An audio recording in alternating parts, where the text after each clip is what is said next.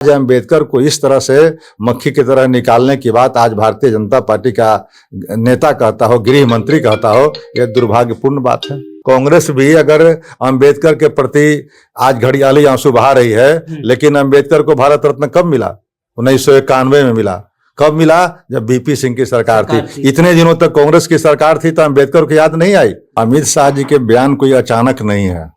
आप आरएसएस को उठा के देखेंगे तो जब बाबा भीमराव अंबेडकर साहब ने संविधान बना करके भारत को दिया था 1949 में, उस समय ही जो आरएसएस का मुख्य पत्र ऑर्गेनाइजर हुआ करता था, उसमें भी ये बात लिखी हुई थी कि आरएसएस अंबेडकर के बनाए हुए भारत के संविधान को नहीं मानती। आरएसएस कही थी। तो अब आरएसएस की जो मन में कुंठा है वो कभी न कभी प्रदर्शित हो जाती है।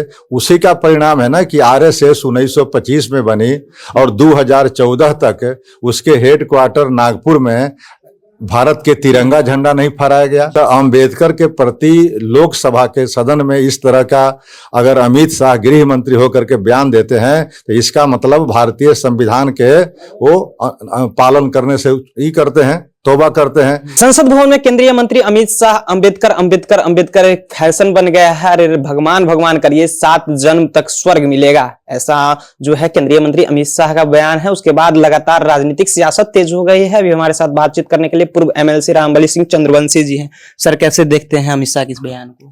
देखिए, अमित शाह जी के बयान कोई अचानक नहीं है। आप आरएसएस को उठा के देखेंगे तो जब बाबा भीमराव अंबेडकर साहब ने संविधान बना करके भारत को दिया था 1949 में, उस समय ही जो आरएसएस का मुख्य पत्र ऑर्गेनाइजर हुआ करता था, उसमें भी ये बात लिखी हुई थी कि आरएसएस अंबेडकर के बनाए हुए भारत के संविधान को नहीं मानती। आरएसएस कही थी उस समय। तो उस समय जब अंबेडकर के संविधान पर सवाल उठाया था आरएसएस कि तब मानती किसको है, तो कहा था कि हम मानते हैं भारतीय सभ्यता और संस्कृति के मुताबिक लिखी हुई मनुस्मृति है। आरएसएस मनुस्मृति को मानती है। तो उस समय की बात है। तो अब आरएसएस की जो मन में कुंठा है वो कभी न कभी प्रदर्शित हो जाती है। उसी का परिणाम है ना कि आरएसएस 1925 में बनी और 2014 तक उसके हेडक्वार्टर नागपुर में भारत के तिरंगा झंडा नहीं फहराया गया। तो इससे समझ सकते हैं कि आरएसएस की मानसिकता क्या है। और आज अमित शाह ने उसी बात को दोहराया है कि आप अंबेडकर, आज भारत किससे चल रहा है?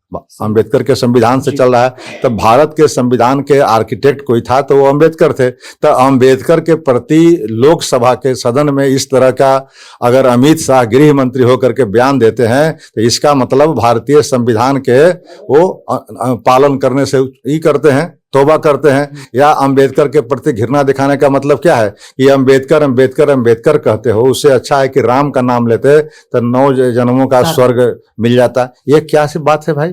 इसके बावजूद भी पिछड़े वर्ग के लोग, दलित वर्ग के लोग आज भाजपा में पता नहीं किस कारण से हैं। थोड़ी भी उनकी संवेदना नहीं जगती है, थोड़ा भी पुरुषार्थ उनको नहीं जगता है कि आज भारत का संविधान नहीं होता तो गरीब गुरबा जो आज राजनीति में आ रहा है, कोई पीएम बन रहा है, कोई सीएम बन रहा है, कोई और राजनीतिक पदों पर बन रहा है, वो अंबेडकर के संविधान की देन है। वोटिंग पावर अंबेडकर के संविधान की देन है। और आज अंबेडकर को इस तरह से मक्खी की तरह निकालने की बात आज भारतीय जनता पार्टी का नेता कहता हो, गृह मंत्री कहता हो, यह दुर्भाग्यपूर्ण बात है। आप कह रहे हैं कि जो भी बीजेपी में अति पिछड़ा हैं, दलित हैं, उनको बीजेपी से निकल जाना चाहिए। हाँ, कहीं न कहीं उन पर धक्का लगता है कि आखिर जब हम जिसके बदौलत, जिस संविधान के बदौलत हम आज छादित हैं, आज हम सुरक्षित हैं, और उसी के पर नेता को कहता है जो हमारा आइकॉन है, उसी को पर यह तौबा दिखाता है, तब फिर बीजेपी में दलितों को, अति पिछड़ों को रहने का क्या मतलब है? इनके इसका मतलब कि स्वाभिमान इनके अंदर नहीं है। और नहीं तो फिर बीजेपी इस सवाल को वापस ले, इस तरह के वक्तव्य को वापस ले। लेकिन अमित शाह तो बोले ना कि तोड़ मरोड़ का वीडियो पेश किया गया है। नहीं, तो लाइव जो आजकल होता है पार्लियामेंट का, वो आप कोई देख सकते हैं। जो मैंने बातें कही वो दिखाई पड़ता है। और ये कोई आज नहीं है, ये अमित शाह जी ने सिर्फ वो पुरानी बातों को जो आरएसएस का है मानना, उसी को उन्होंने दोहराया है। इसलिए हमें आश्चर्य नहीं लगा।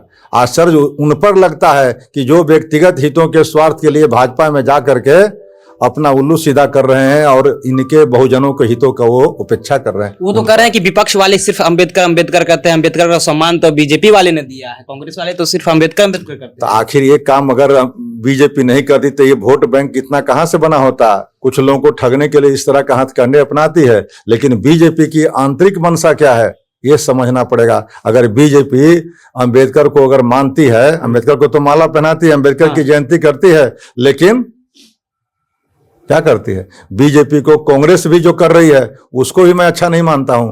कांग्रेस भी अगर अंबेडकर के प्रति आज घड़ियाली आंसू बहा रही है, लेकिन अंबेडकर को भारत रत्न कब मिला? 1991 में मिला। कब मिला? जब बीपी सिंह की सरकार थी। इतने दिनों तक कांग्रेस की सरकार थी तो अंबेडकर को याद नहीं आई, उसको भारत रत्न नहीं देने की याद आई, लेकिन अंबेडकर को भारत रत्न मिलता है 1991 में। इसका मतलब क्या है कि कांग्रेस भी अंबेडकर को रिकॉग्नाइज नहीं करती है। इसीलिए कांग्रेस और भाजपा जो थे एक ही थाली के दोनों चट्टे बट्टे थे, दोनों एक ही थाली के। हाँ। तो चलिए, हमारे साथ रामबली सिंह गिरवदी से बातचीत कर रहे थे।